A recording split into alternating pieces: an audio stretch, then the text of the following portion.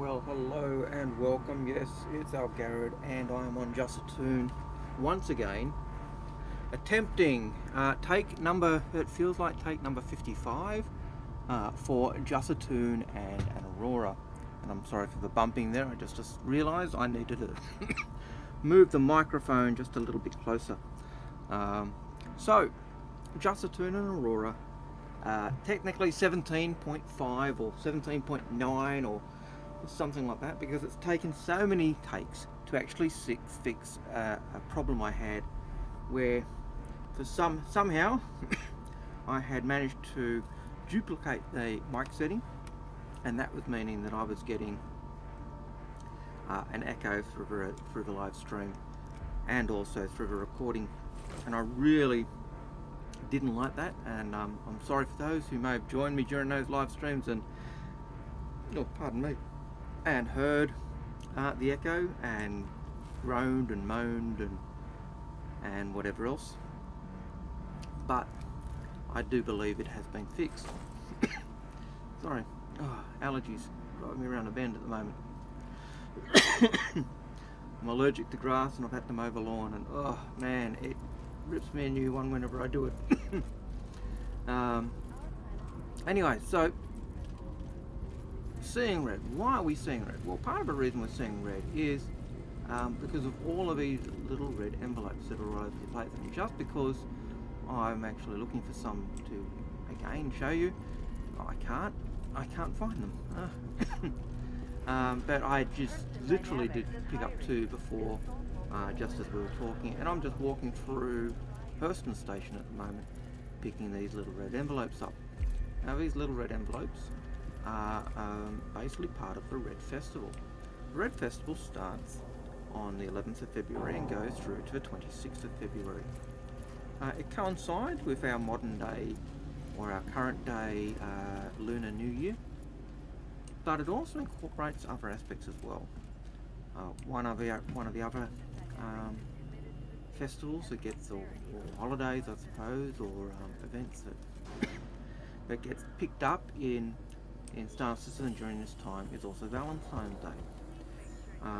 Star Citizen, the law team on Star Citizen have done an excellent job taking current festivals or holidays and melding them I can never say the word, syncretism. Basically taking and appropriating something and turning it into something else. Syncretism. I'll put that word in the actual spelling in the description when I do write that up.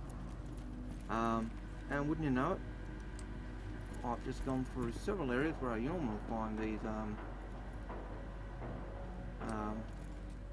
the red envelopes, and I haven't found any more. There should be one over here.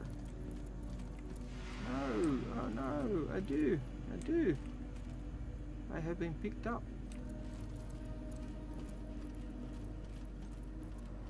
There's one.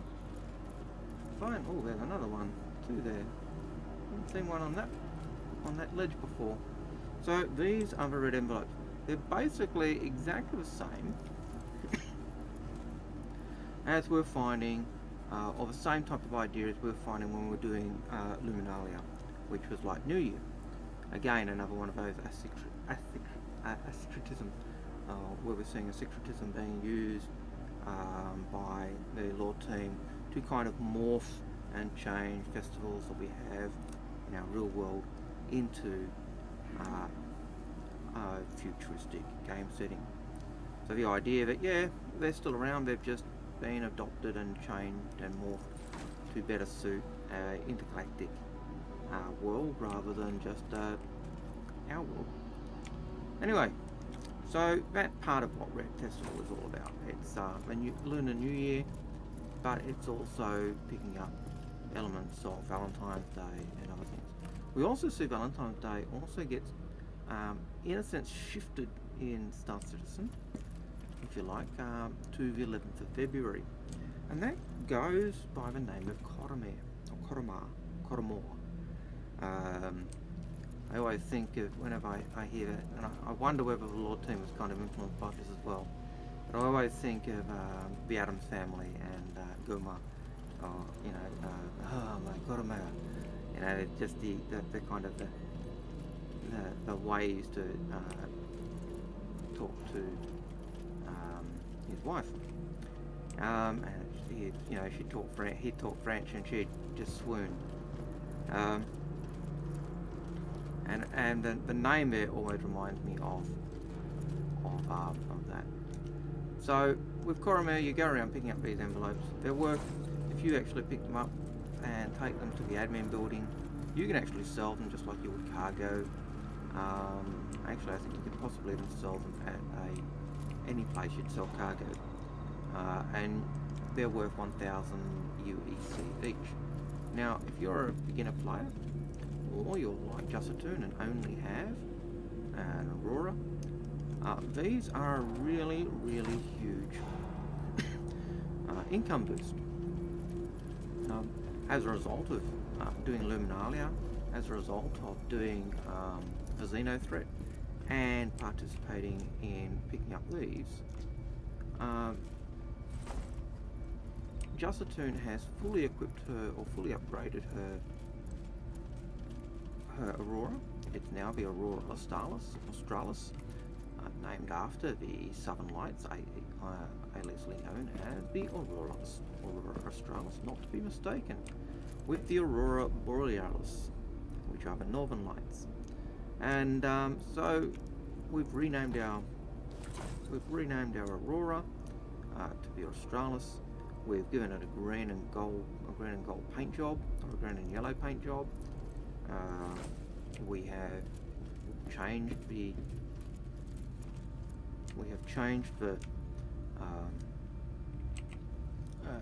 quantum drive. We've changed the power plant, the shields, the coolers. We have changed out the two ballistic chin guns, and replaced those with size 1 attrition repeaters. We've added 2 gimbals and size 1 attrition repeaters to the wings. I had a choice. I could have gone fixed size 1 attrition repeaters on the wing, or go with gimbals. CIG did do a refactor a while ago where a lot of the smaller ships that only had size 1 guns that were fixed, they actually made them so they were actually gimbal as well. And so we're sticking to gimbal to just makes it a bit easier to stay on target.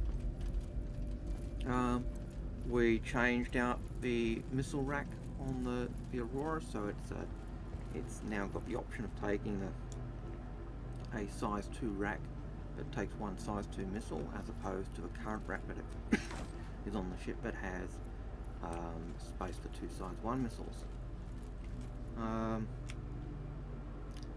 We bought both the Pembroke and Novikov armor. Part of the reason for that is because they actually have a lot of storage, and by having a lot of storage, it means I can walk around this station and pick up around 90 of these envelopes and have it in storage. I've currently got several bottles of water in storage, as well as whatever envelopes I've picked up since coming to the spaceport.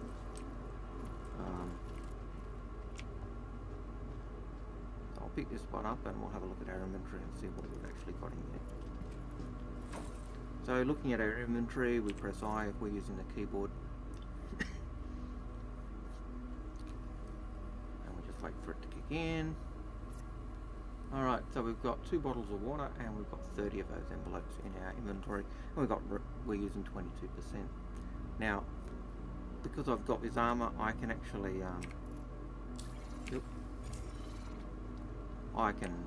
store quite a lot of these envelopes in there, but I could also change the armor and then keep going if I wanted. So it's quite a nice little way to increase your carrying capacity. And then I'd go, then I go back to, when I go to the admin building to sell up, I just sell up from each suit. but it's the same. This would also work when I was doing mining. So I go on a planet, the extreme, these armors. The Pembroke is heat protection, so it does minus 75 cold to 275 degrees Celsius hot. The Novikov armor is the reverse. It does 225 degrees cold temperature up to 75 degrees heat. And that means that they're both considered heavy armor as well, and they both have the same amount of storage. So I could be hand mining. I could fill up my one suit with the mined equipment, go into my ship, change the suit, just making sure we're not going to die of suffocation, and then go back out and continue mining. And so I could actually, even without having a mining vehicle or having cargo spaces to put stuff, I could actually oh, bless me, I could actually gather twice as much. Similarly, I could also buy the MacFlex backpack, and the MacFlex backpack would enable me to carry a smaller amount just on a normal armor. If I had that one as well, I could then swap over the armor 3 times, and so it can be quite advantageous to have the both. The Novikov armor and the Pembroke armor with their helmet both cost around 10,000 UEC. The thing, if you're trying to find the Pembroke armor or the Novikov armor, is that you buy them as undersuits. Hey, welcome to the new deal. Yeah, be quiet. Be quiet. Definitely take a look around. Got some great stuff in stock right now. So both the Novikov armor and the Pembroke armor, the base sets, you buy as undersuits. They're listed in the undersuit section of army shops. Tammany and Sons in Lawville do sell the Pembroke armor. I'm pretty certain you get the Novikov in New Babbage.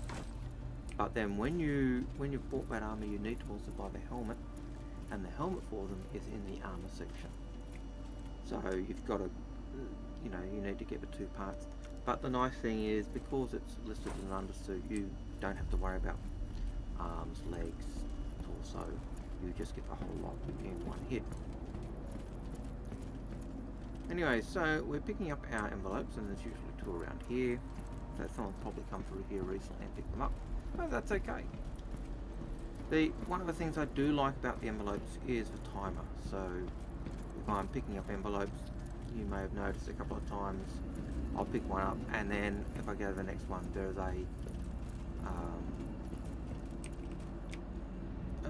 this is great, got a little red marker there indicating I can't do it. I can't pick it up, and I like that. It's a blessing and a curse. I've got to admit. When I'm walking around and it's just me, and I'm, come on. But the gamer in me, the person who, who's thinking globally in terms of how good it is, I actually think it's awesome. Yeah, it slows me down a little bit, but what it does, it means if there's 10 or so of us running around the station trying to find these, I'm not disadvantaged by someone who has a slightly better speed. Welcome to New Deal Shipyard, the finest purveyor of pre-owned vessels in all of click and pick them all up.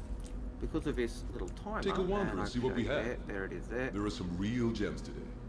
I can't store it at the moment. I could pick it up, but I still can't store it just because I've got that timer in terms of since I last picked up the last one. And if I pick it up,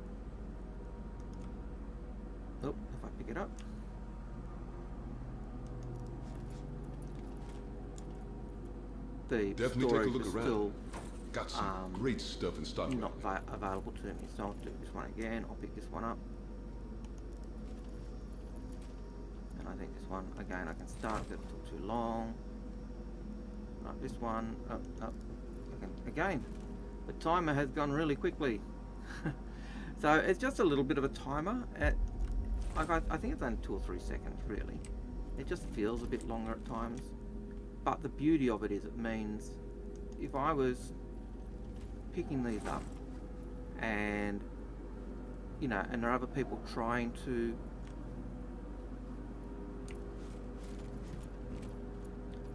get them. But what it means is that people aren't disadvantaged. Everyone gets a chance to have a go at picking them up, and that's one of the things I really do like. Just that ability to have everyone have a chance.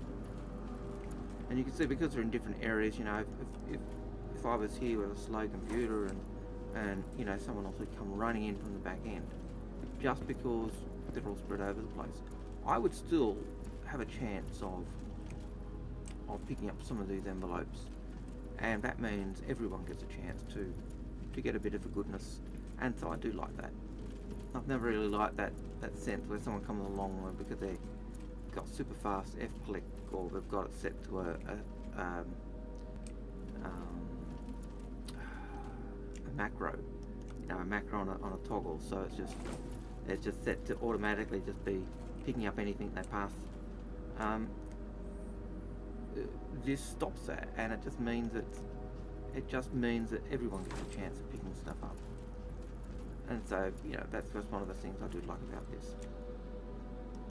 So, Coramor. What on earth is a Coramor? Or Coramor? Coramor, I've got to just drop my mouse, so I've got to work at picking it up. Sorry, guys. Where's the wrong thing?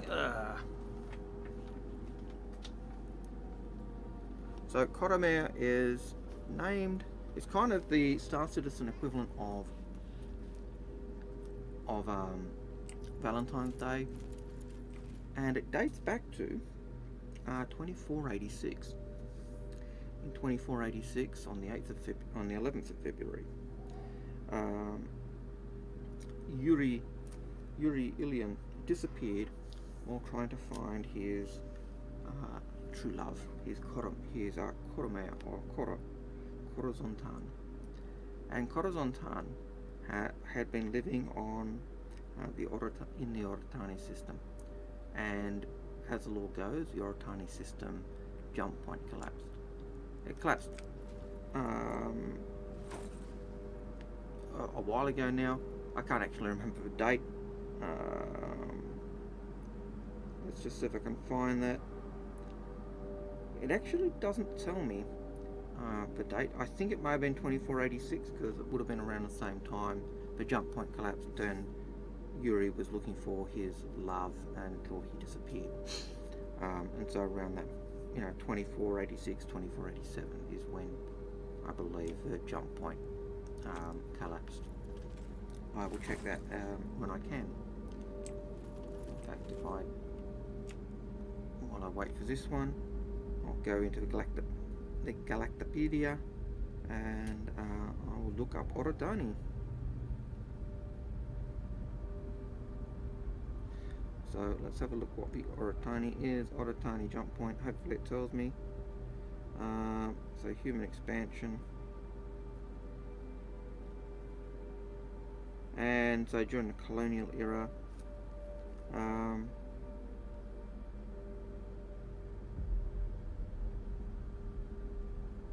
and again during 2380 to 2530 was a period of marked rapid expansion. Orotani and Bremen were among the places found at that time, and humans made first contact with the Zeon in 2530, which is basically when our expansion kind of ended, because the Zeon were like tougher and bigger than we were, and we went, oh crap, we better stop expanding and kind of consolidate and make sure we've got stuff to deal with any big threats that come our way. Before then, the only species I think we'd encountered was the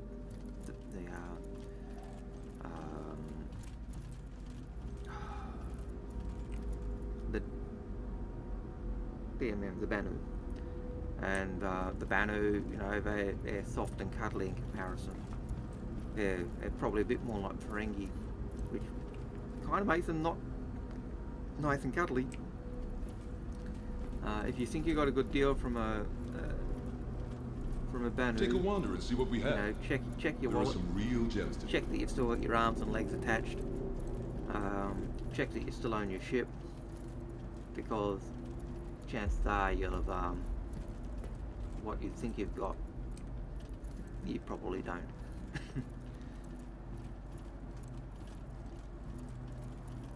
So Coramor is linked to the expansion of human space and the eventual collapse of the Oratani jump point. It's one of the things we do know about jump points that based on CIG is there are a couple of things we know. We know that jump points come in different sizes, so there are generally small ones, medium ones and large ones.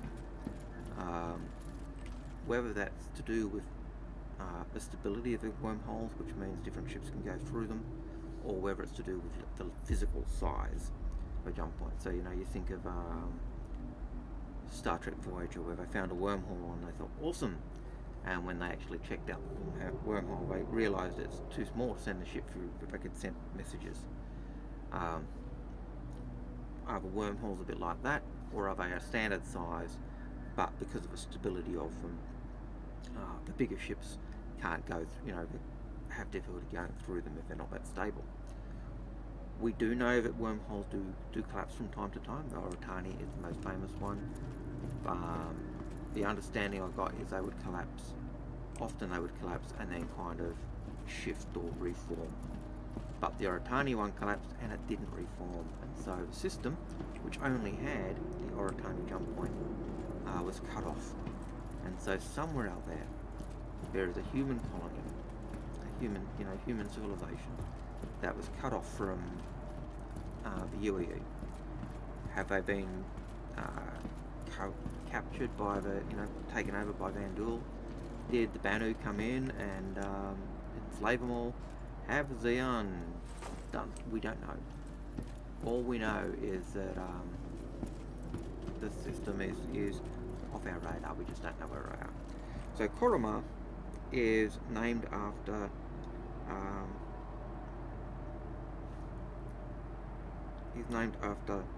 Ilian, who was basically or Yuri Ilian, Yuri Ilian, double I-Y-I-N, I'm not sure how to say his name. He disappeared looking for his lover Corazantan. He had been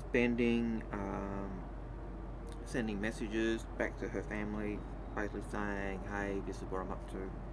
But on the 11th of February 2486, one last message was received, and it was garbled, and it was anything for Coramor. Kind of broken up, and they were the only bits they could work out. And he was never heard of or seen again. Did he stumble into a jump point? Did his systems just run out, and was at the last,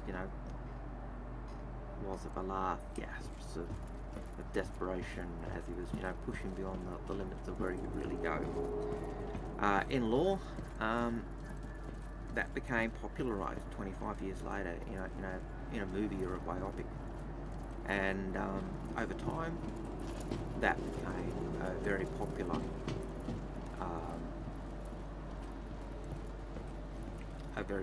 kind of thing, and so the term Coramor became associated with romance and giving of gifts and those types of things. And so today, Coramor traditions include the exchange of gifts and comms between lovers, travel to romantic destinations, and the sending of comms into space in the hopes of attracting new love. Some celebrants will use the day to send comm messages to lost loved ones.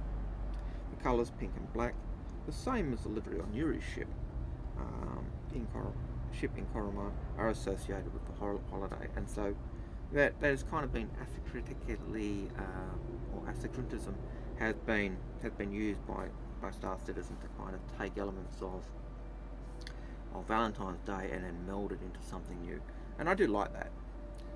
That's just one of those features that I find just gives Star Citizen such a depth and richness that you often don't find as easily, or I'm not sure how deeply other games do their lore. We have a whole bunch of new inventory my you're impression gonna is want a to check lot out. don't seem to have Real that nice depth stuff. of tying lore together with other aspects. But that might just be that, you know, a game that I just haven't delved as deeply into the lore and been as interested in. Which I hope is not the case, because I'm one of those people who just love history and ooze, you know. You start get me talking about history and that's it, you know. I start to drool like Homer Simpson. Homer Simpson saying a cookie is me talking history. You know, so that kind of it would also be, you know, anything lore and history. For me, they're one and the same. They just, yeah.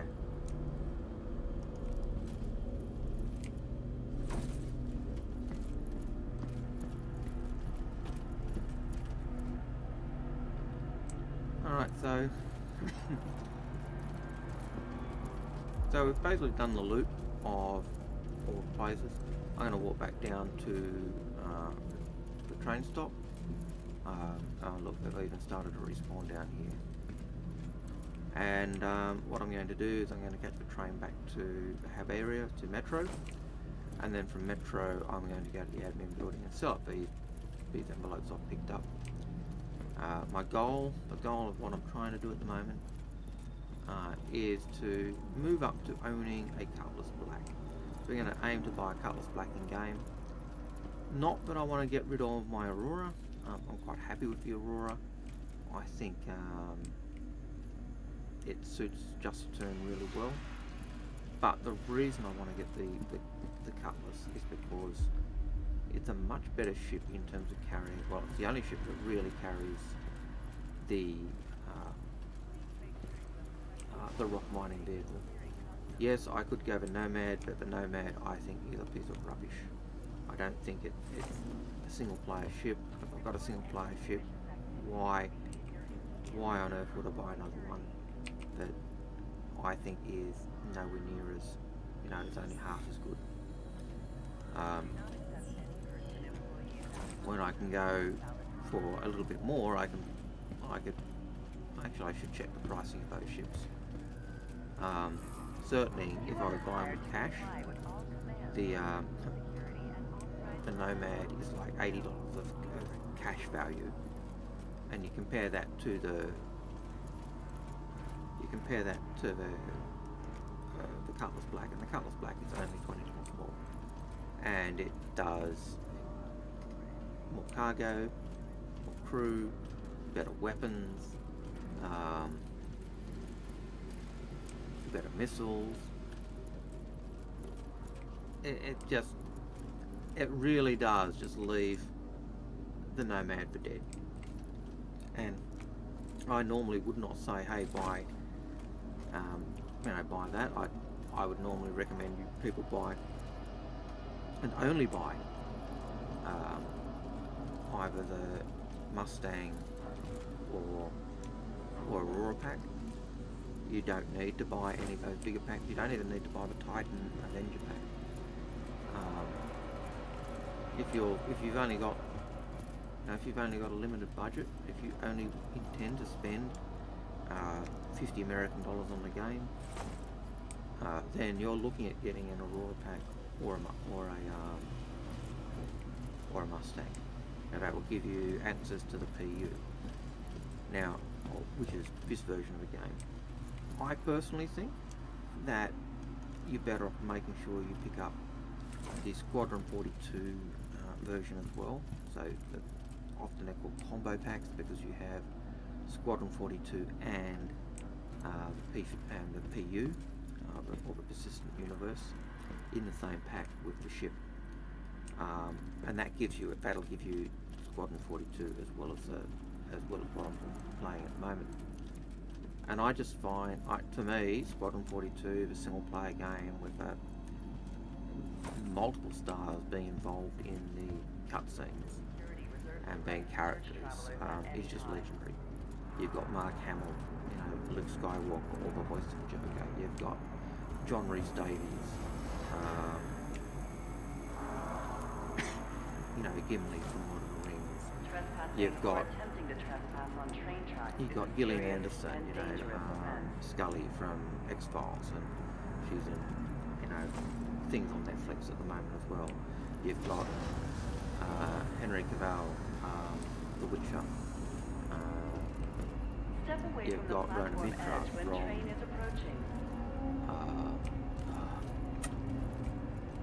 from I think it was I can't remember the other show, which is really annoying because I actually like Rona Mitra's work. You've just got stars coming out of the wazoo. You've got Andy Serkis, the guy who did Snoke, Gollum, Caesar the Ape in Planet of the Apes. You've just got so many stars involved in the Squadron 42 game. It's worth having, and so to get that in a starter pack is going to take the cost up to $70. Around $70 a month. I think for me to pick up a starter combo pack would normally cost me $77. That would get me an Aurora. It would get me the PU. It would get me Squadron 42, and that's enough to play the game. That would be ample. This is Jusatoon number 17. Effectively, it's probably Jusatoon 25 or 30 because of the sessions that I taped and then didn't like just because of the sound difficulties I was having. But since January, since playing and not playing every day and not playing all the time, I've earned almost 950,000. So that's after I've bought the rock mining vehicle that was 172,000. It's after I've bought both the Pembroke and the Novikov armor. That's another 20,000. It's after I've upgraded all the components on the Aurora. The paint skin was 25 and I bought 2 of them. So if I hadn't done those things, I probably would have had enough to buy a Cutlass Black already. You don't need to have those bigger ships. Now I know when I'm on info runs, we're always saying to people, hey, when people are saying, oh, I want to upgrade, and we're always saying to them, look, you don't. It's easier to earn down than it is to earn up. And so if they've got lots of small ships and they're saying, what should I do? And they've got an interest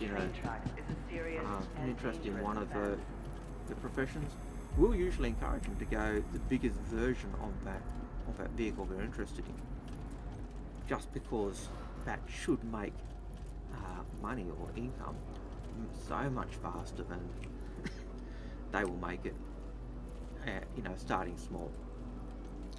But even in Aurora, you can just by doing transfers to the perimeter, spaceport, things and like industry lines.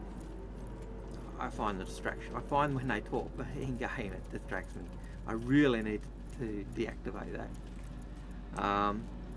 But I do find, even with the Aurora, just by doing the Illuminalia events, just by doing some box missions and other missions, Welcome just to by Metro doing Center. Transfers to the perimeter, spaceport, and industry lines. the dynamic event, just by being involved in doing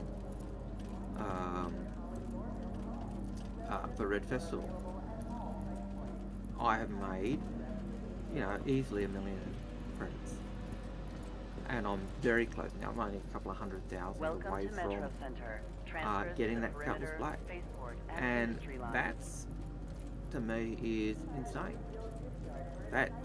It's insane in a good way. It just really stresses you don't need to spend. There you go. I didn't think that's the first one I've actually found outside of the spaceport. I normally don't find any of those envelopes in this area. The first couple of times I looked, didn't find it. I just stopped looking. So Qualified employees.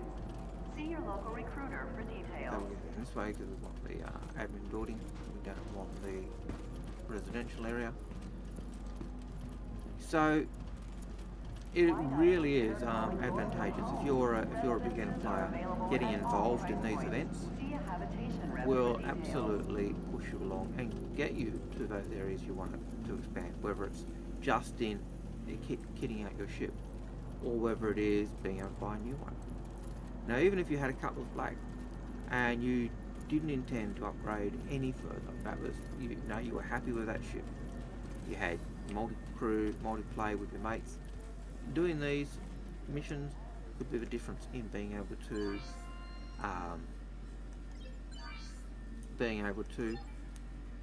just buy cargo. If you can buy cargo, there you go, we've got 72,000 as a bonus. So that's now 1 million credits we've got. That's crazy. And that took probably less time than it would to, doing this has taken less time than I'd have normally taken doing missions. So we're now, we're getting really close to, we're 340 odd thousand, 347 roughly away from a Cutlass Black, and I might be able to get that from, before February 26th when the event runs out or finishes. If I don't, that's okay, I'm not really bothered. But that is just a staggering amount that you can make on just an Aurora. And if you've got a bigger ship, you can earn things a lot quicker. During Xeno Threat on my main account, I took my Retaliator and I was flying with the Retaliator. I probably did 15 runs without doing any upgrades to the Retaliator, without changing the missiles at all. And I probably, a lot of my missiles disappeared, torpedoes disappeared. I still hit a few, and I was still making money. I swapped out the torpedoes and got the infrared ones. Didn't do any other changes to the ship. Did 2 torpedo runs on the literally the last session of phase 3 that I played. I did 2 torpedo runs. Both times the 2 torpedoes I launched hit, and I came away with, basically it seemed like 300,000. And so I couldn't do that with the Aurora. I went into that scene in the Aurora, and basically I could get 25,000. In terms of I'd be there the whole time, and I'd get minimum, maybe 30,000 from damage I did to the other ships. In the Retaliator, man, I was printing money faster than I was doing it on the Aurora. And so, having a bigger ship, yes, you will earn credits a lot quicker, and yes, you'll be able to advance a lot quicker. But in all seriousness, probably since January, I haven't been in every day. Probably on average, probably every second or every third day I've been in and had a 2-hour session or a 3-hour session of Star Citizen on this character. And that's probably being generous. And I say that because I know that I haven't. There have been weeks where I haven't been on the character. I probably became more consistent with the character when I started streaming and trying to do things with it. But it staggers me, you hear people say all the time that Star Citizen is a scam, or Star Citizen, you must have thousands invested in the game to be able to play, and that's not true. This account has spent the absolute minimum has been spent on this account, and the Aurora is fully kitted out. I have a mining vehicle. I have several sets of armor. I bought some clothes and a hat. And so you don't need that. It's a lie that the media has told you. It's a lie that the companies that don't want Star Citizen to succeed have told you. It's a lie that, in a sense, has been perpetuated by by streamers, because we like flying the bigger ships, and people like that. People like seeing the bigger ships, and I can't blame them, because you know when you look at Star Citizen, you're really looking at a game where, unlike every other game, right from the get-go, Star Citizen has been the game where if you've got a ship with an interior, you can be flying and you can get up and you can walk around the ship. If I'm on a multi-crew ship, the pilot can be flying, I can be walking around, I can get in the turrets, I can get into the bed, I can literally walk around the ship. And early on, I can remember when the Starfarer first came out, we'd be on there with one of the guys from the org, and he'd be flying there, and we'd just have the back door open, and we'd just be lapping up the vistas of the planet, or even the quantum jump. It was just one of those things that just, that ability to walk around while the ship itself was moving or flying was huge, and then being able to land anywhere on the planet and get out and walk around, and I can go mining and I can get out and go down mining and then come back and get back into my ship and fly away. That is absolutely gorgeous. It's brilliant. Are there any more of them? Good, they're not there. I haven't spawned. I'm not going to feel I'm jipping myself if I don't pick them up. It's one of those things, you see, ooh, money, gotta pick it up. So I'm a bit of a Scrooge like that. I don't like passing up a freebie.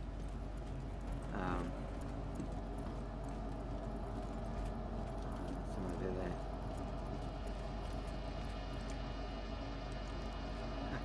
Reminds me of when I was a kid and going around on the bike collecting cans, aluminium cans to cash in. And just that where I was walking and saw one in the corner of my eye and went over to it. Became, back in those days, my mate and I, we could spot those cans from miles away. It seemed like miles away,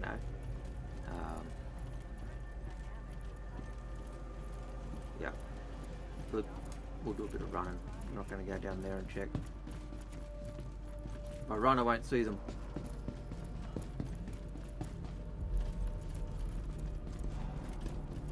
Alright. So we're going to go into our Aurora. We do actually have access to a Dragonfly as well. I can't remember where I've got it parked, but there was an issue with the Mustang, and so because it was a mission with the Mustang, everyone was given access to the Mustang, which was nice, because when I first got the ship, it meant I was able to actually put 4 guns on not the Mustang, sorry, the Dragonfly. They gave us there was a problem with the Mustang, so they gave us the Dragonfly. That had 2 size 1 shotguns or scatter guns. And so as a result of that, I was able to basically put 2 scatter guns on the Aurora, which gave me 4 weapons. Oh. And that was even before I'd done any missions and changed stuff. So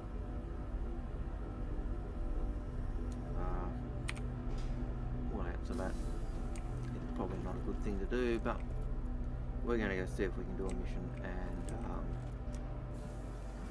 get some credits, and then I'm going to disappear and finish mowing the lawn, and then hopefully I'll be back a little later as well.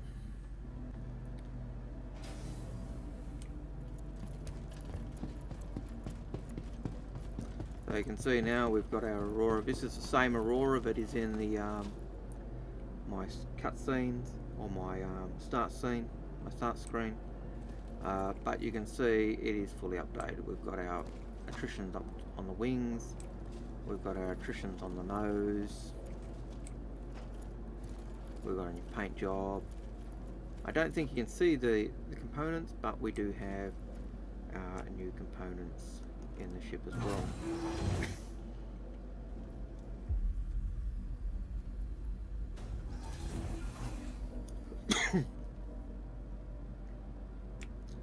Yeah, I was sitting there waiting to go into the pilot seat then. Just hadn't hit the button. Enter the ship does not mean enter the pilot seat. Alright, first thing we're going to do is put on our helmet. Otherwise we will forget, because I'm like that. Not that it would not that it would have an impact on Jusatoon in the ship, but it would likely have an impact on Jusatoon if I decided to get out of the ship, out of space station. And we've got the Pembroke armor.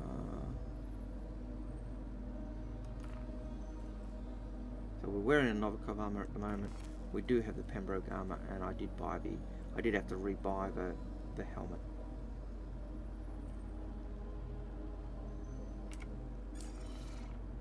Okay, starting up our ship, we can either use the old press F and turn a flight radio power on, and then open the turn the engines on. Where's the engine control?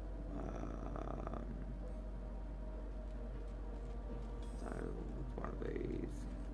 But I usually find I'm usually lazy, and I usually just go R, and R kicks in, and it gives me basically it does the same as turning flight ready or pressing power on and then turning the engines on. So I just find that useful. I just let it power up. While it's powering up, we're going to go look at our star map. That's F2, and we're going to scroll out, and we're going to see where that, see if there's any missions for us. Do we have any I have a feeling that the timer ran out on that help me message. Yeah, I think it did. Alright, so let's close that. Let's go to missions. Let's see if there's any missions to take. I think I did take one earlier. But it's not really one I was really interested in, to be honest. What are these ones? Let's do, let's Addington recently specialized, blah blah blah blah, recent arrest, Addington, nope, don't want that one. Called it arms, that's usually okay one to get. Convict the illegal citizens. So we're going to do this one. One, because it's just one of the things I've been actually wanting to try for a while. Basically it's a base clearing mission, so it's a bit like what was going on with the Starfarers. So we're going to do this one, and then we're going to see yeah, if we die we'll quit, if we finish it and succeed we'll then quit as well. So either way we're doing this, and then we're quitting out at the end of it. The difference will be whether I reclaim my ship when I respawn here, or whether I'll be logging out in my ship. You also saw that mission is worth 14,000. So we've now got that. It's on Hurston, so we're going to clear out one of the bases on Hurston. The nice thing is we do have our we also have heavy armor with this girl as well. I don't have any grenades. Grenade would probably be good. I don't have a grenade launcher. That would probably be good. But I do have those guns I did pick up from Xenothreat. The sad thing is, if I do die, because I picked those guns up and I didn't buy them, I will lose them. But that's life. Okay, we're going to our comm panel. We're going to friends. We're going to local services. Closing our window. Spacebar to take off. And to raise our landing gear. Landing gear raised.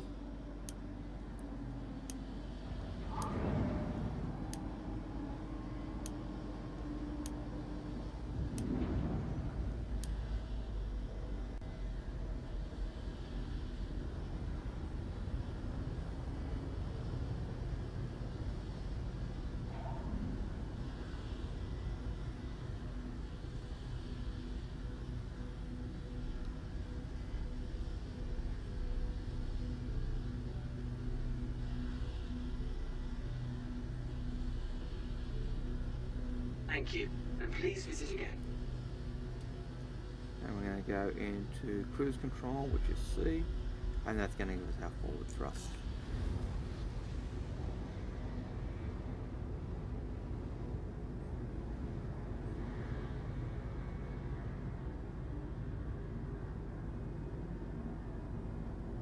You actually see Trestler Station, the one just to our left there. That's the space station above the planet in low orbit. I think it's Trestler Station at Lawville. I always forget the names of them, but that's actually the space station.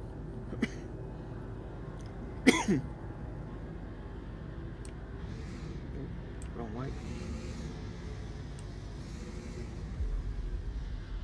So basically I'm just lining up, I'm just trying to get myself in position for the to this jump, but as you can see it's on the other side of the planet. Oh, is it on the other side or is it close enough for me to, yeah, other side of the planet by the look of it. 700 metres away, 700 kilometres away.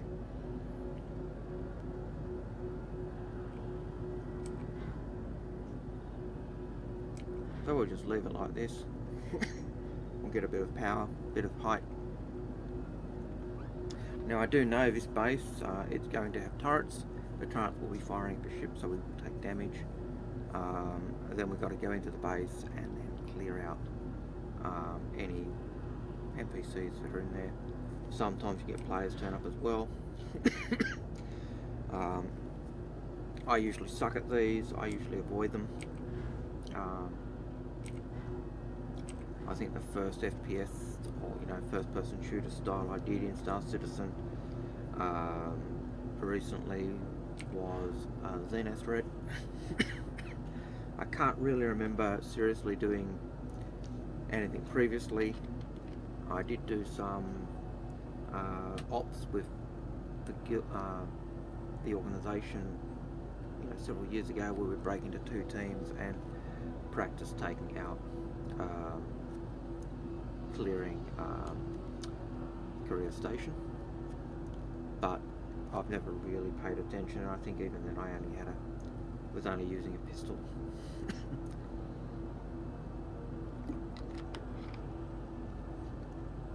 Now if I'd really thought that I was going to do this, I probably should have picked up some first aid as well. Let's see what we've got in supplies. Okay, so utility, I've got some big flares, that's nice. I've got no throwables, I've only got big flares. I've got no medical and no oxygen. So there you go. So we've got no medical, no oxygen. We're likely going to die.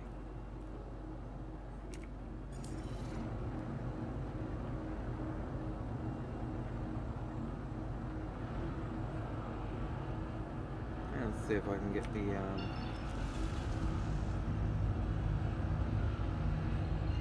I might be able to do a jump from here. Yeah, give me permission to do it, so let's try.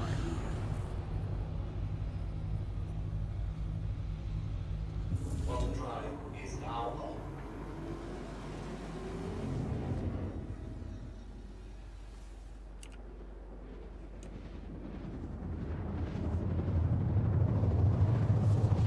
So you can see the new paintwork on the Aurora Australis. I think it just looks nice. It gives it a nice change. I probably should take a new picture. Now because I know that this is going to be turrets that are shooting at me, I am going to go down low. I'm also going to change the setting of my gun, so I've got one as firing together rather than on 2 different keys.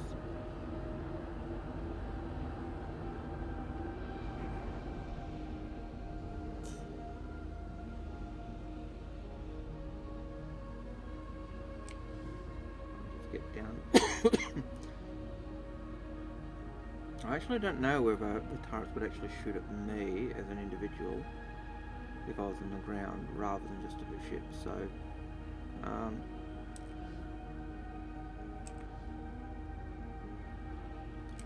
I used to know that you could actually, avoid the turrets.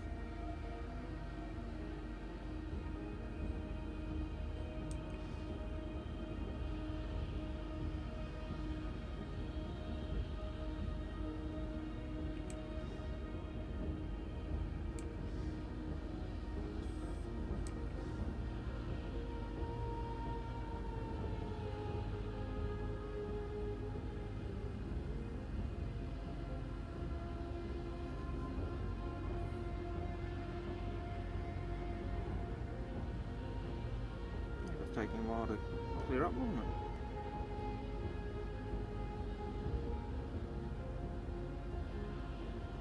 Soon we'll start seeing the vegetation kick in. I do like the general look of these planets and the way they've done them, and CIG have still got more to add. Now they're going to be adding rivers, and they're going to be adding, I think the tech that's letting them do rivers, I think it's the same tech that'll allow them to do.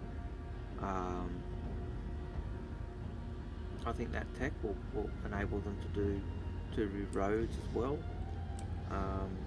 Seems you put a river in, and you've got the terrain, the features that make the go around the river, the banks of the river.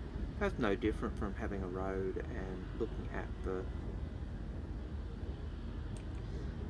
and then looking at the features that you'd have surrounding on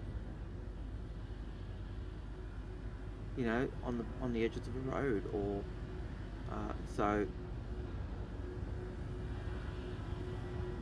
And I do like the kind of Australian feel of these.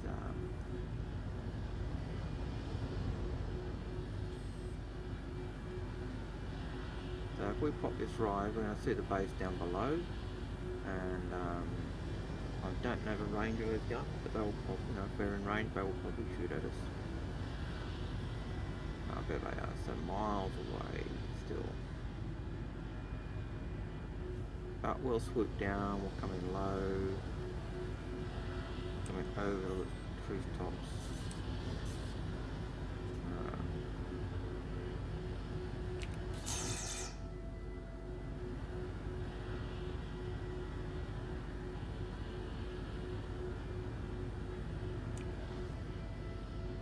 Right, so they're starting to shoot at us.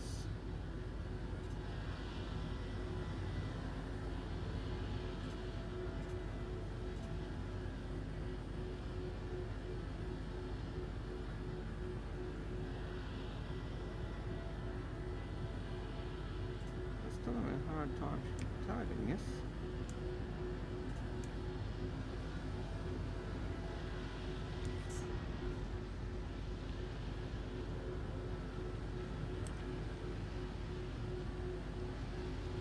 Oh, so it's like Beanos now.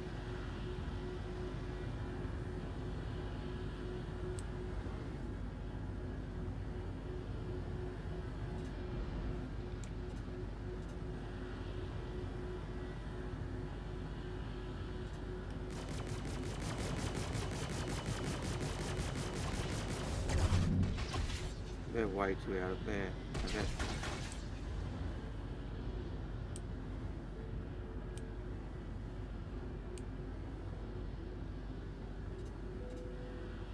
Well, we might actually get down here.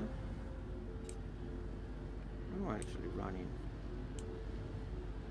Let's see if they pick on me if I'm landed here. Oh, landing gear down. Landing gear deployed. Landing complete. Alright, now if we turn off our engines, and do what I don't normally do, I'm actually going to turn off the power and turn off everything. Actually, light ready.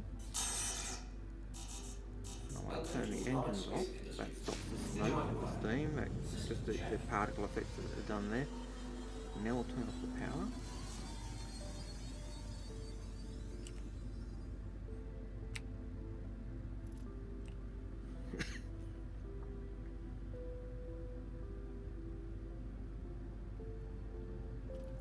And there are 8 hostiles in the base.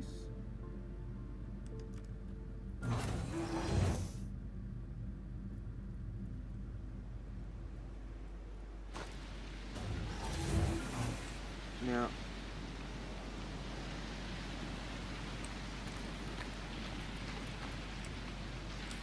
wrong one.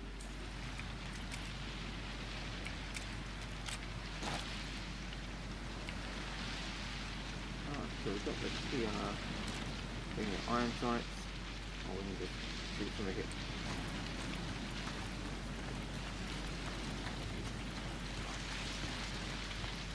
I don't know whether the base will shoot us, but as you can see, this is very Australian-esque.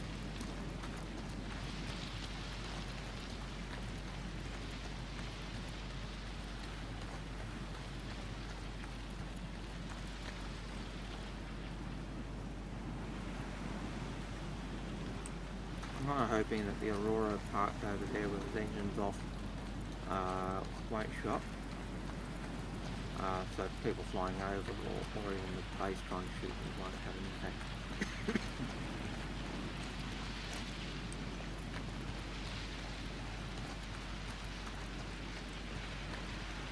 How can you not love this terrain? How can you not love the look of this? This is absolutely gorgeous.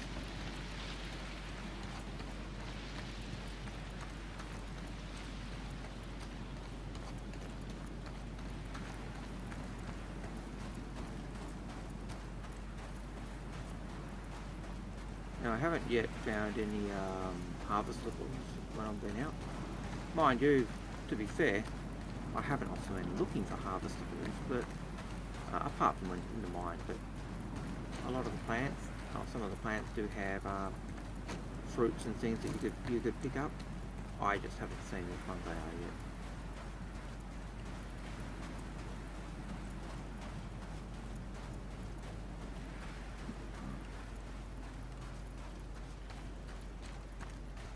So if I die because this is a weapon that I picked up off a dead NPC, I will lose it. Not necessarily a bad thing, but you know, it is one of those things that if you can not lose them, it's a good thing. It's just money you don't have to spend, isn't it?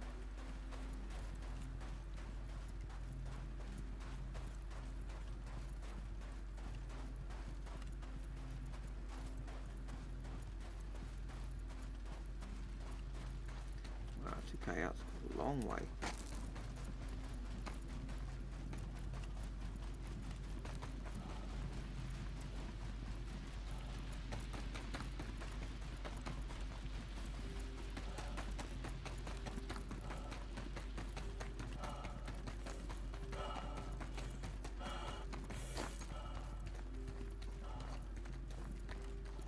Notice how she was getting tired there, the colour just started to dissipate. As she gets tired, the colour will kind of fade as she starts to kind of black out. And then comes back as she starts to get her senses back. Just little things that just make the game feel nice. I probably could have flown closer, but that's life.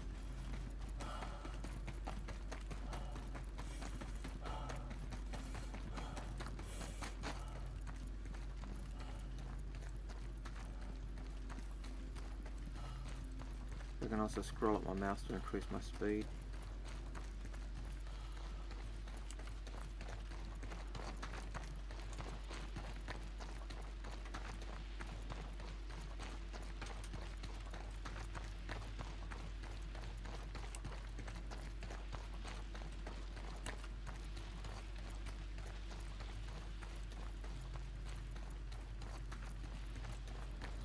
move it a crouch.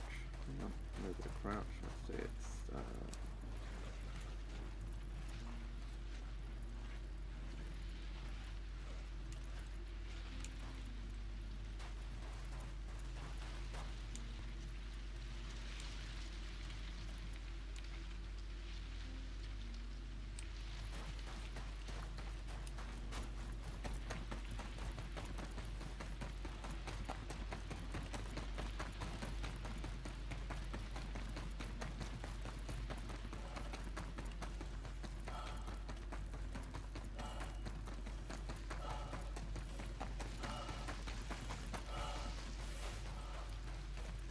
I'm hoping those turrets don't actually, I'm only going to take out the inners. I don't have to take out the defensive belt. So I'm kind of hoping that those turrets don't pick on me. If that's the case, then that'll be good. If I was really thinking again, I probably would have bought a silencer. Or a suppressor, just so that my shots weren't heard. And the other gun, I've got to see what's the other gun. And I've got the mining tool.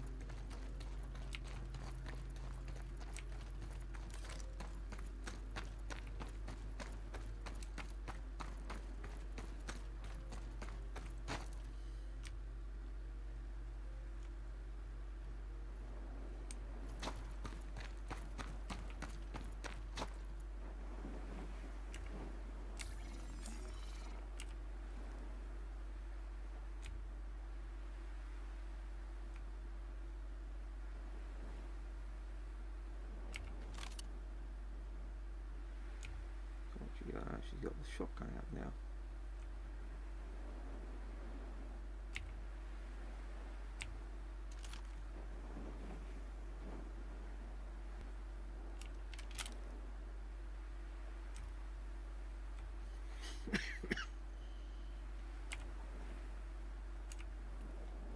I think the PA submachine gun is probably the better one to use at the moment.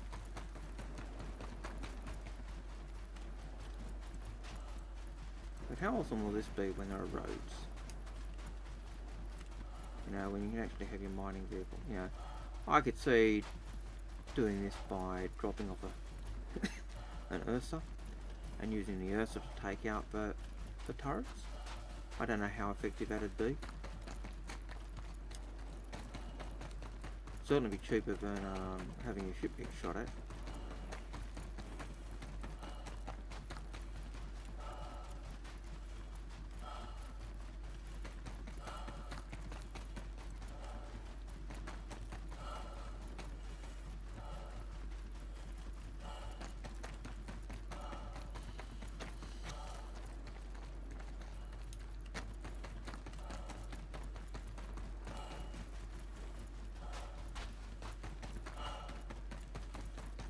We're halfway there.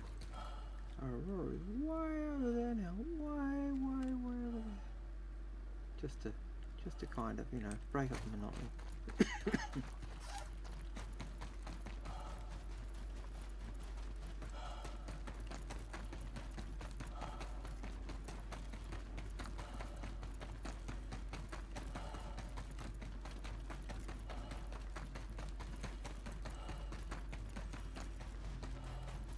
I probably should have fallen asleep in the Aurora and gone and finished the jobs I've got to do.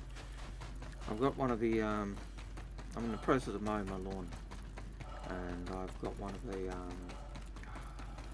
Ryobi, I think it's a Ryobi battery charge ones, and so my big battery died not long ago. I've got two smaller ones, but with the rain, the grass grows long, and then the small ones just aren't able to cope and get everything done that you need to get to do. And so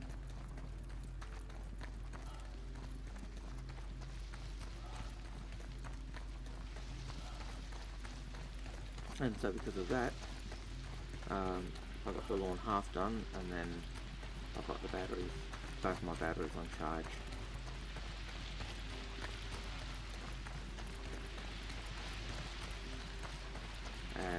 I'm literally waiting for them to charge, but they're probably, the one is probably charged now, or almost charged. And then what I would do is I'll swap while I'm mowing the lawn, I'll swap them around, and hopefully that'll be enough for me to finish.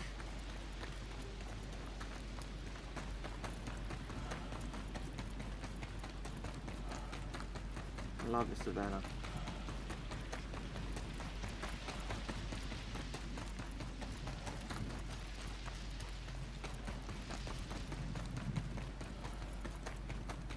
I really do love this. It reminds me of Australia. It's the twisted gnarled shapes of the trees, and I know they're probably not eucalypts, but they do kind of have that eucalyptus style.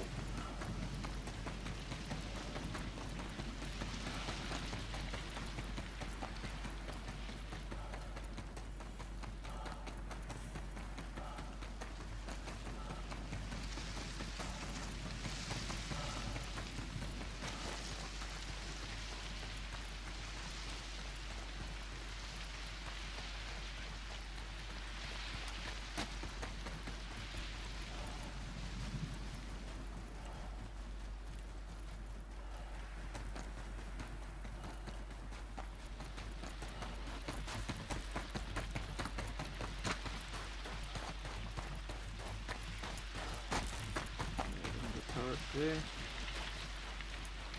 does look like the turrets are not targeting me, which is a good thing.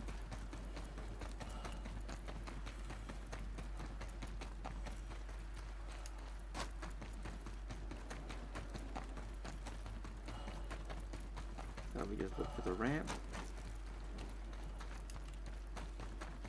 and then from there we'll go in and hopefully we'll be able to kill some of these before they kill me. I fully expect though that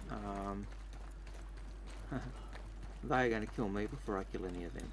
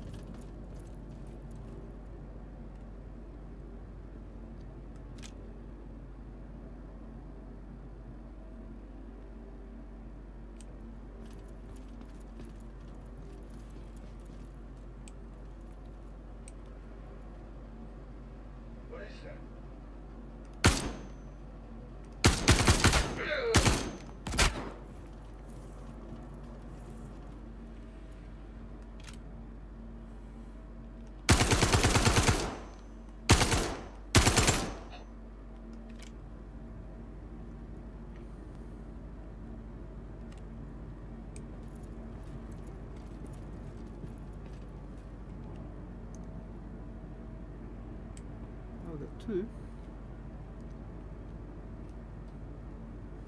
Variables never cease.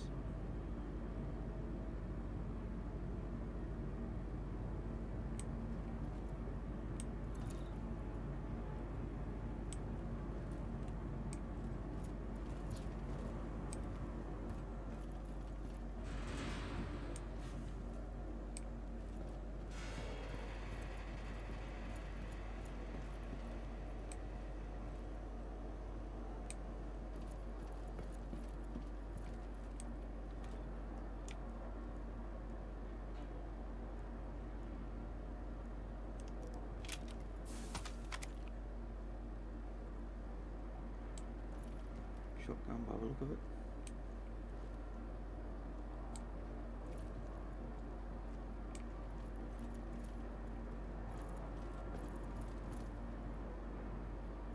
There's one there.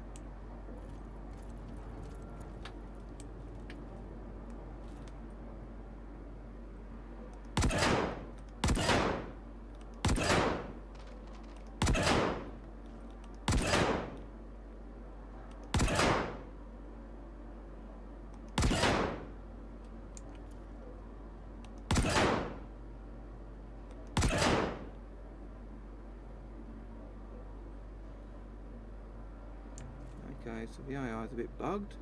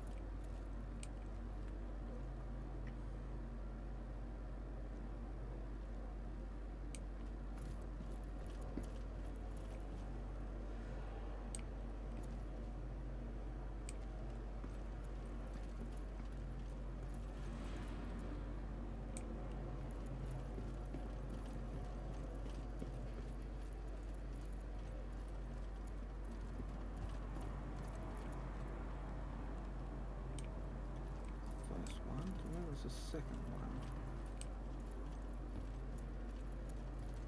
Wait, I don't even know where I am now. I came this way.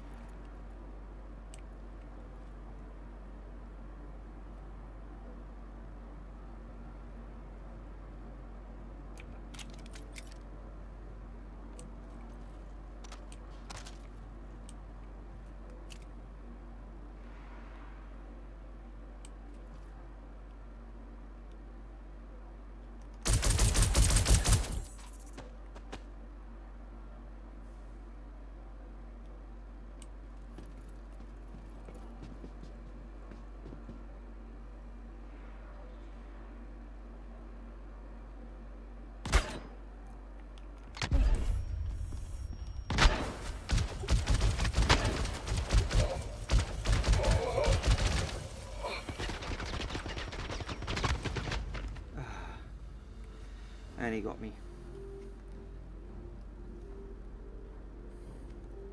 So if I'd had a first aid kit, I'd have been right. But I got 4 of them. And I'll be back at Hurston. Now will I have the mission? I've got 5 of them.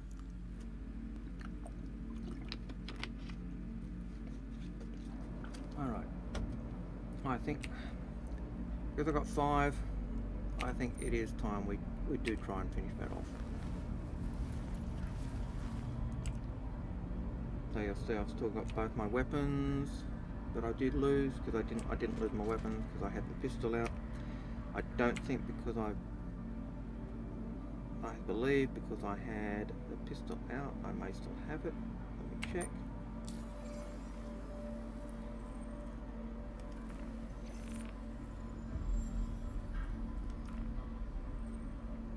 Shotgun.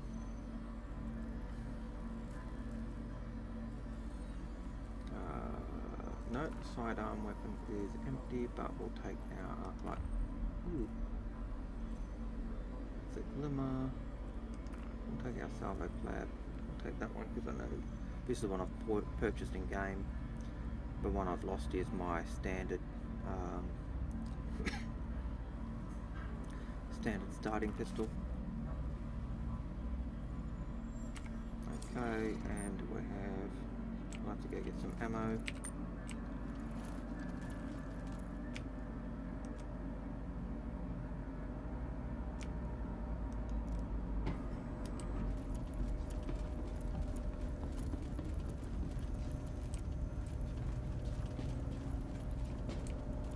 So if I actually had made sure I had spare ammo, I probably would have been right. That was the thing that I was actually, I noticed that I was really concerned about, and as I was doing that I thought, oh crap, I haven't got any ammo. I wasn't seeing the reload, so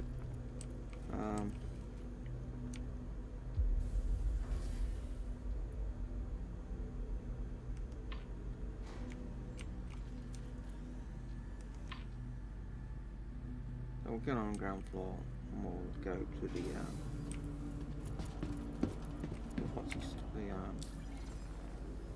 Son Sons. I'll get some first aid kits as well as the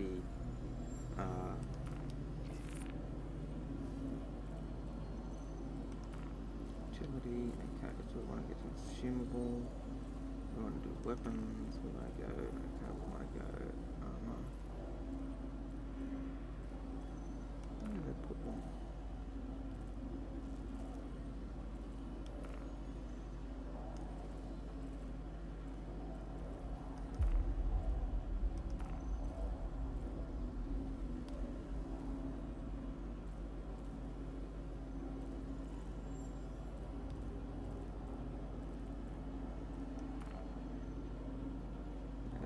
Magazines are empty.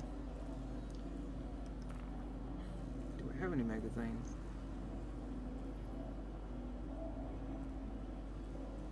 Oh, I do have some bows. I should have attached bows.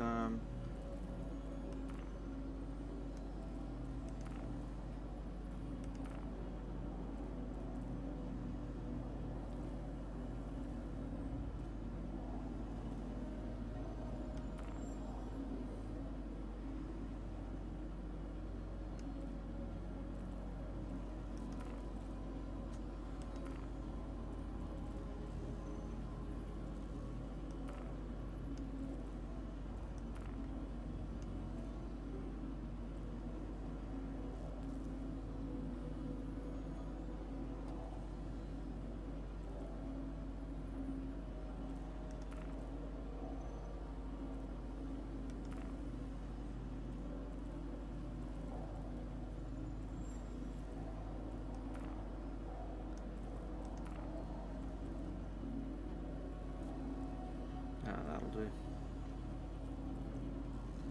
So do I have any? But what I do want, we've got shortcut magazines. Okay, we'll add those on as well.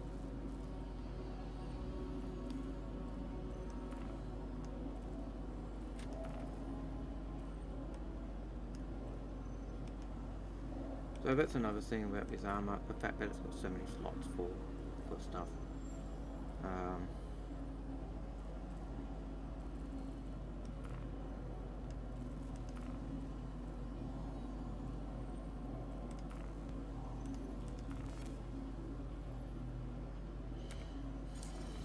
Okay, so we don't do that, so we're going to run to the ship terminal.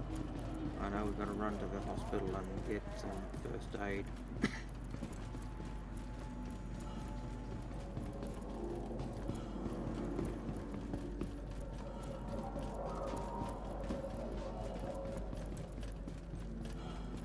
Tammany and Sons.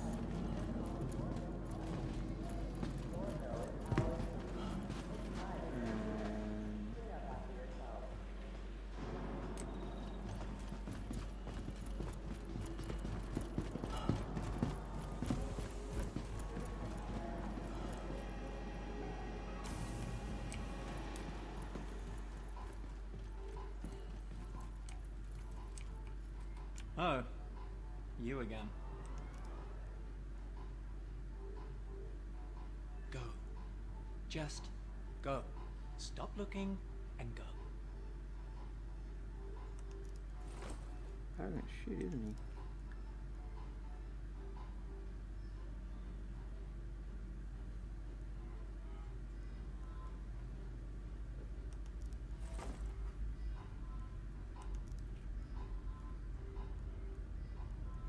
I'm not even supposed to be here today. Okay, now we'll put those on. And that will give us the ability to heal ourselves if we get stuck again. So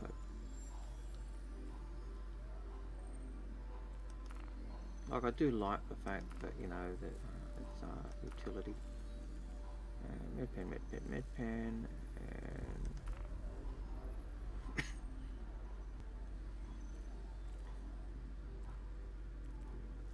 alright, so we've only got 2 med pens equipped, and one's probably stored. Oh, that should be enough. Okay, let's see if we can buy a grenade.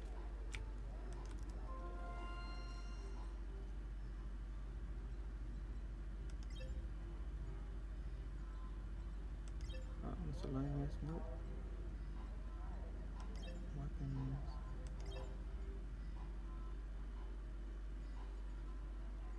Frag grenade.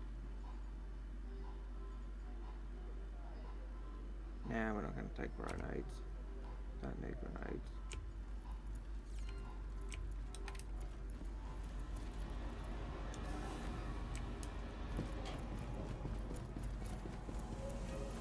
Of course, the sad news is we've got to actually claim our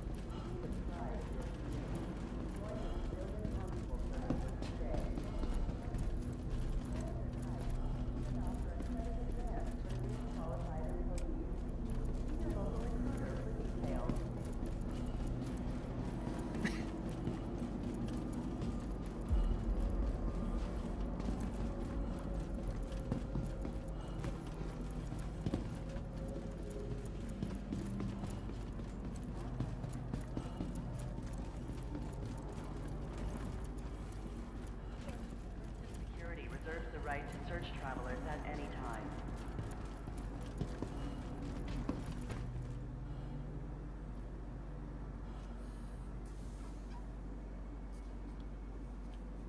Oh, I'm surprised I got 5 of them. Trespassing I or attempting really to trespass on train I'm tracks a is a woeful serious and dangerous FPS offense. player. And admittedly one of those guys was stuck, he wasn't doing anything, so... Next stop, Metro Center. And they didn't really move the way I would have expected them. Certainly, you know, some of them didn't. But then the last ones that certainly were shooting me, they certainly were probably moving a little bit better. But if that's, you know, if I improve on how to do those, I could very easily see making credits doing those missions. Easy as. Now arriving, Easy Metro as. Center. Please There watch is your no- step when disembarking the train. And that just increases that earning potential of a character. You don't need to even be doing cargo Away from missions. the platform edge when train is approaching. You can just be doing... Alright, so we have to spend $1,000. So let's pick up any of these we see as we run back. Considerate to your fellow travelers. Do not block doors. Just because, you know, every one of those we pick up is taking up a cost that we just spent. Not really grabbing them because we need them, we're just grabbing them because they're there.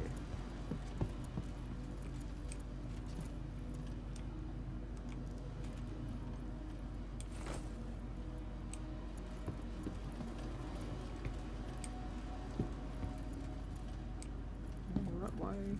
I always forget. No, I'm not going the right way. I flip myself around.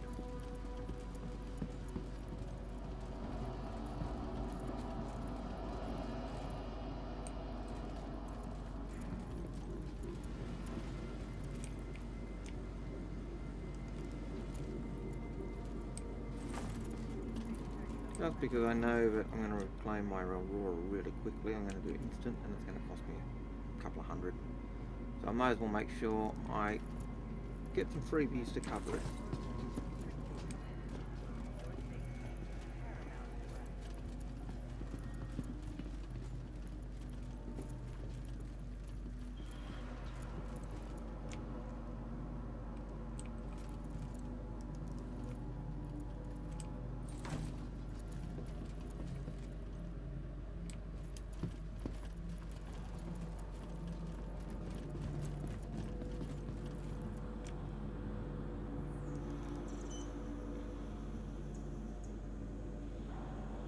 stored. That's nice. Oh, no, we're making me claim it. Wait. Ah, no. Now, so it was stored, and now making me claim it. That's okay.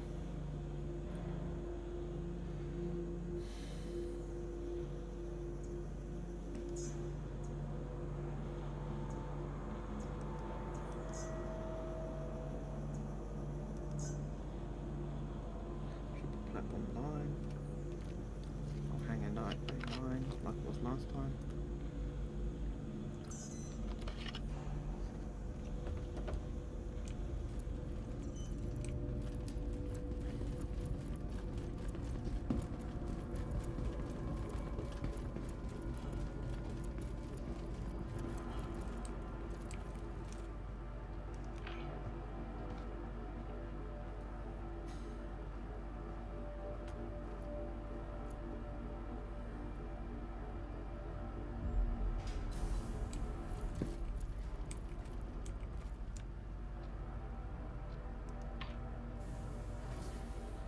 And after this, we're certainly going and mowing our lawn.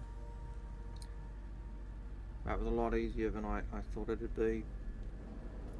If I can do it, man, anyone can do it, because like I said, I suck. I am one of the worst FPS players ever. Certainly one of the worst FPS players if I'm doing PvP, and in terms of PvE, I'm not much better.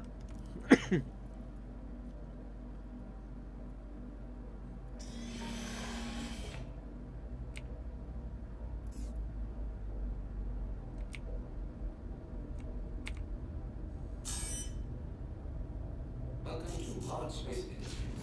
Enjoy the ride. System check.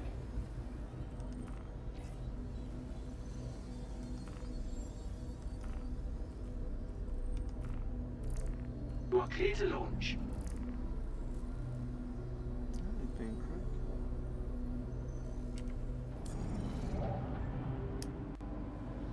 Take off complete. Landing gear raised.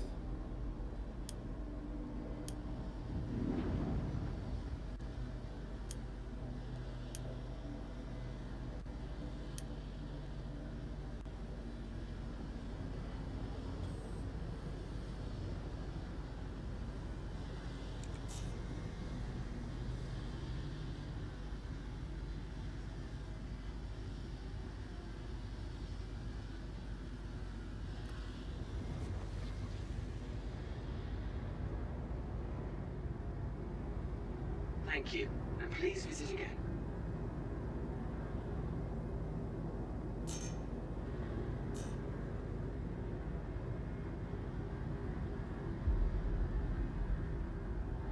We'll get ourselves up.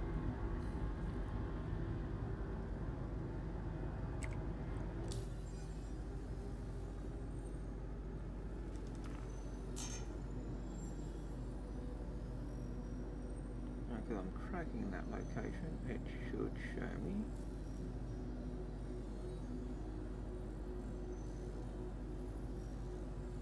Where it is.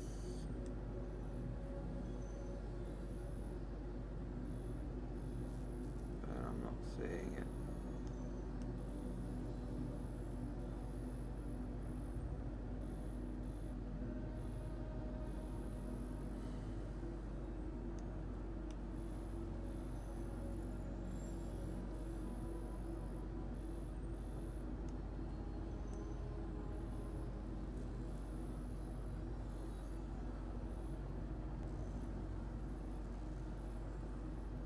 Is it Hadley?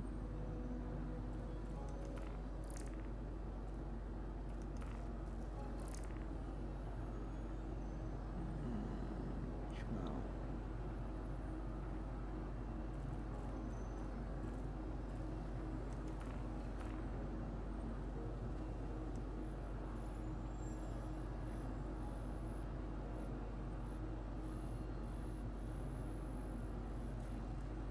I can't see Ishmael there.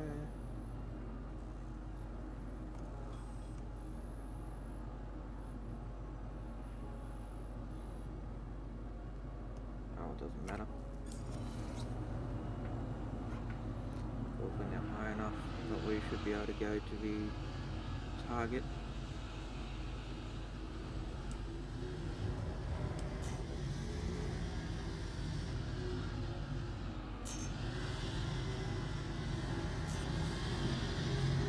Right, so I've got a bugged out targeting.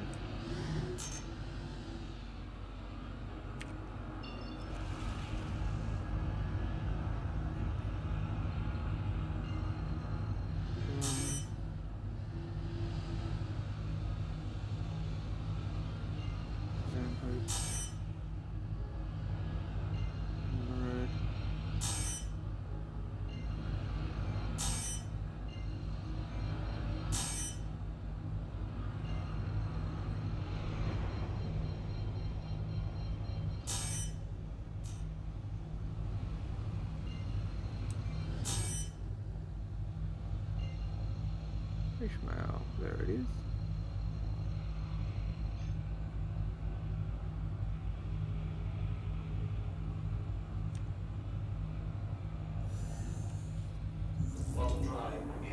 Look, there's the Aurora. So my Aurora is actually showing up.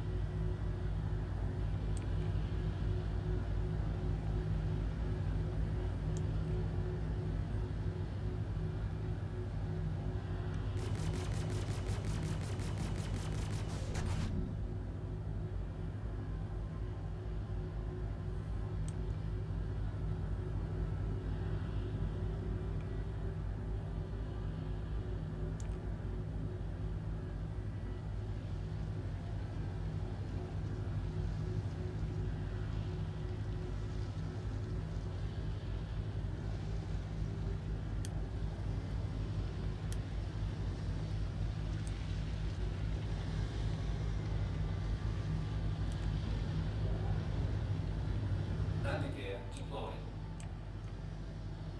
Dip down over there. Once we were caught by a wind because we weren't being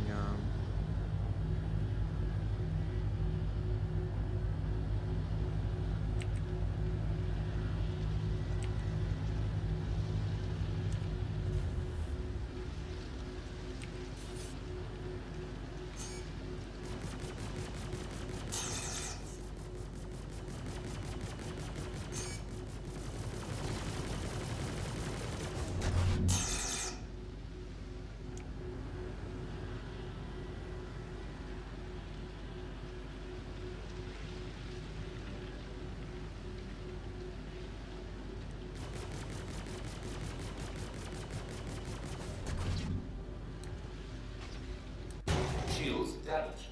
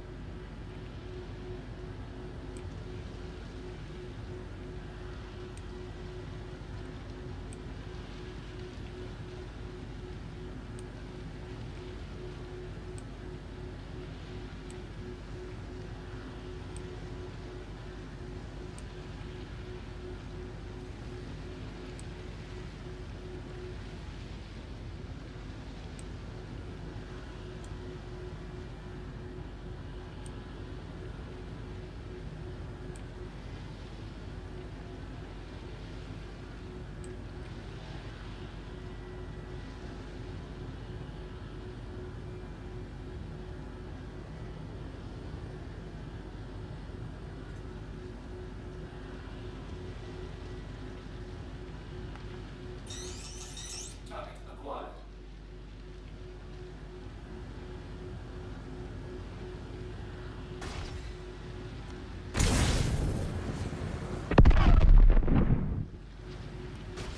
Shields damaged.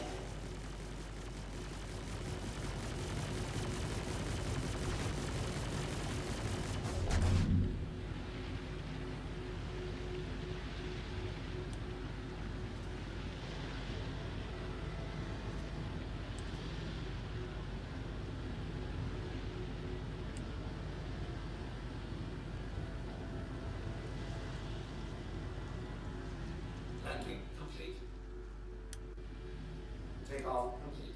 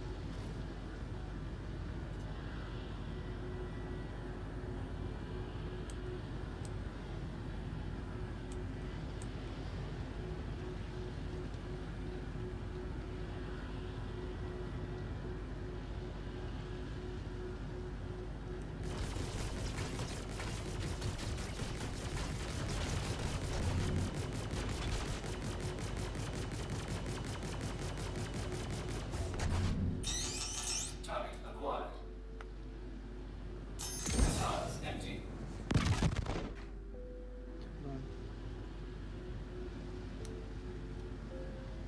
Landing complete.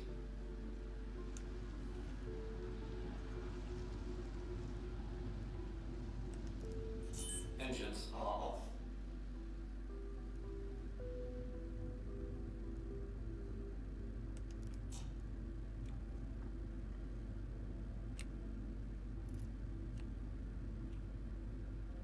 So missiles fired at those things just fly into the ground if they're fired too low, which is a shame, because that would have been really cool.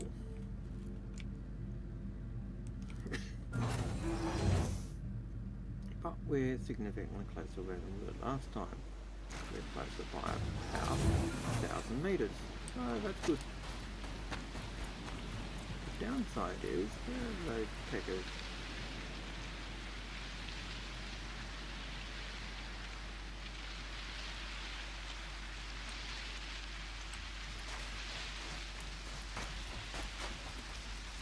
Let's see, facing... There it is.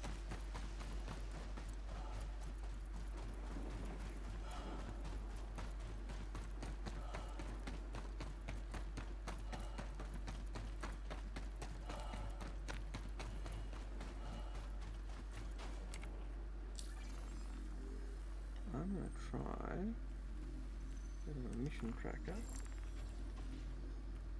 and accepted. I'm going to untrack and then I'm going to track and see if it actually does it again. Nope.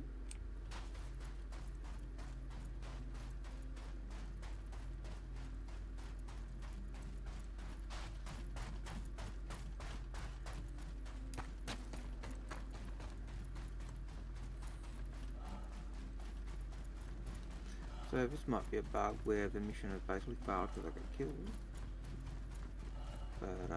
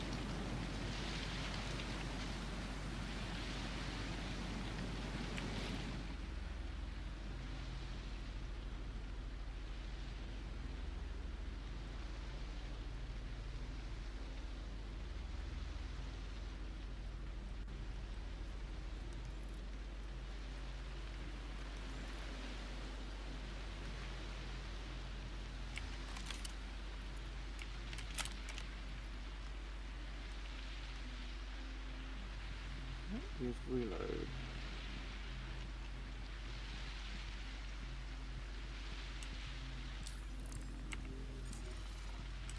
Alright, I've got to go into the options. I've got to find the actual controls for reloading weapons. Doesn't help when you're going into combat and your weapons are unloaded and you can't remember what command is. So let's say I thought what is reload?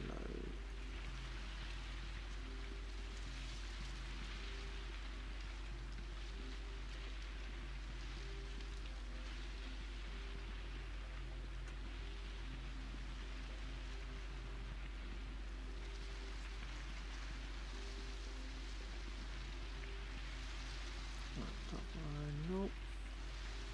Second line. Remove, nope, nope, nope, nope.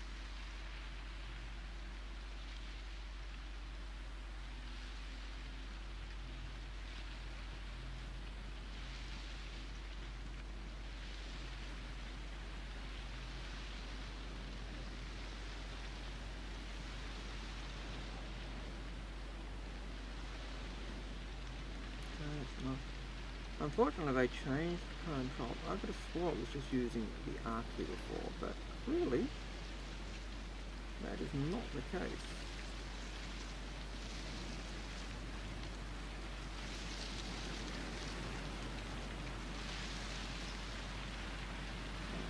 Target, nope. Reset sub, nope. Hostile, reset attacker.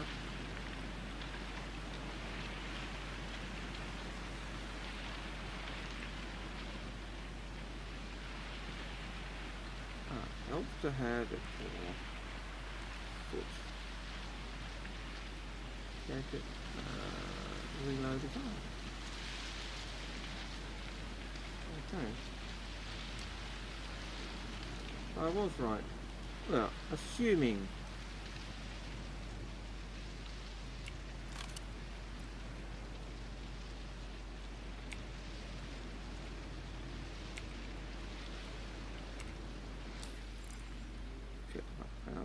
armor.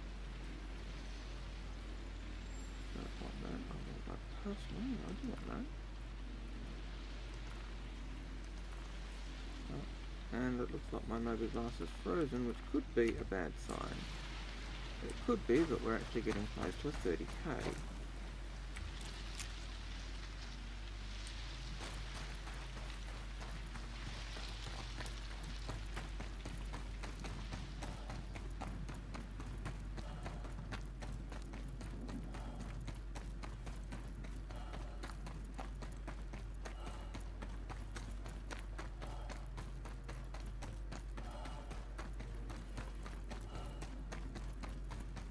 We've certainly got ammo for the PAR.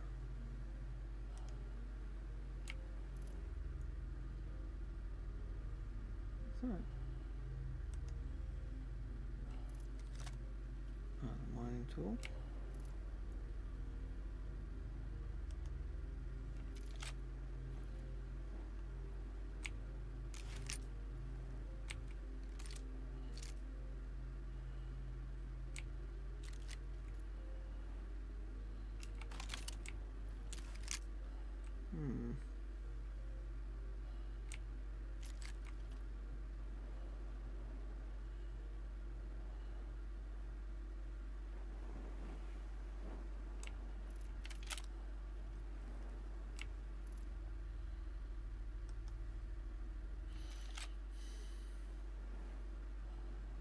Maybe I don't have the right ammo. Maybe that's the problem. Maybe I bought the wrong ammo. That'd be right.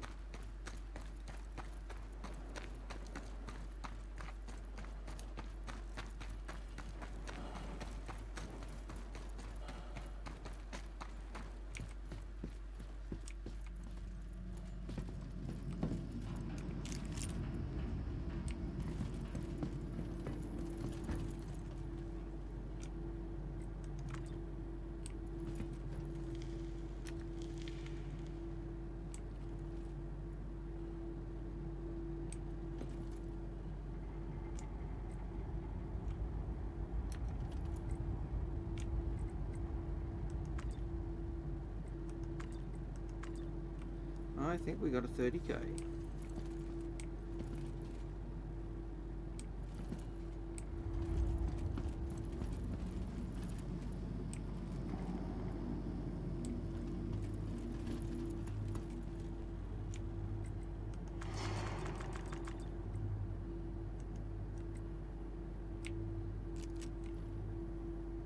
Doesn't feel like a 30k.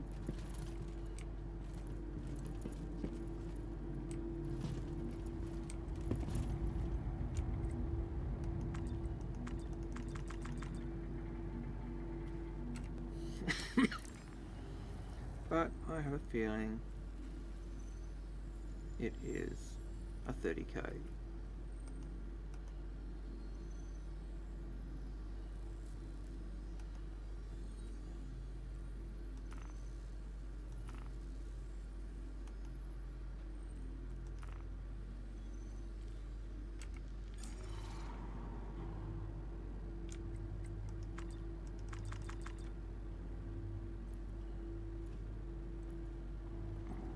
So we are going to